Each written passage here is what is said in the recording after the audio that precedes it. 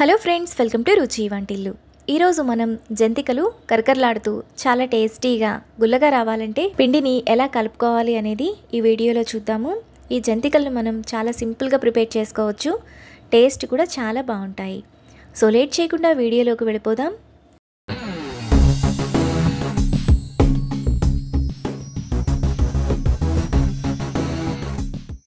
ముందుగా జంతికలు చేసుకోవడానికి ఒక బౌల్ తీసుకొని అందులో 2 కప్పుల బియ్యం పిండి,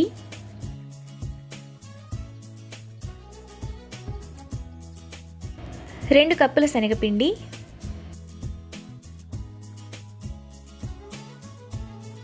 టేస్ట్కి తగినంత ఉప్పు, 1 టీ స్పూన్ కారం, 1 టీ స్పూన్ వామును ఇలా చేతిలో వేసుకొని నలిపి వేసుకోవాలి.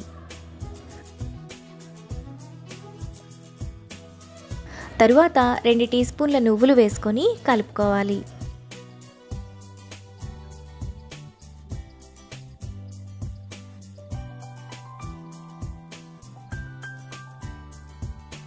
ఇలా కలుపుకున్న తర్వాత 3 టేబుల్ స్పూన్లు కరిగించిన బటర్ను వేసుకోవాలి. ఇప్పుడు బటర్ అంతా పిండిలో కలిసేలా బాగా కలుపుకోవాలి. మీరు బటర్ ప్లేస్లో వేడి నూనెని కానీ నెయ్యిని కానీ వేసుకోవచ్చు. ఇలా కలుపుకున్న తర్వాత నీళ్లను పోసుకుంటూ పిండిని కలుపుకోవాలి. నీళ్లను ఒకేసారి పోయకూడదు, కొద్ది కొద్దిగా పోసుకుంటూ పిండిని సాఫ్ట్గా కలుపుకోవాలి.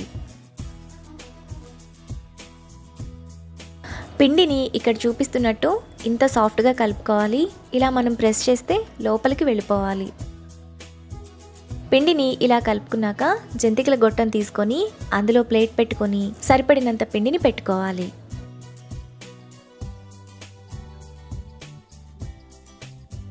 ఇప్పుడు మూత పెట్టి క్లోజ్ చేసుకోవాలి.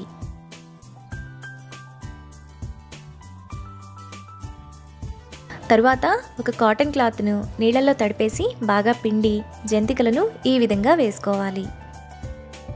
జంతికలను మీకు కావాల్సిన సైజులో చిన్నవి లేదా పెద్దవి వేసుకోవచ్చు.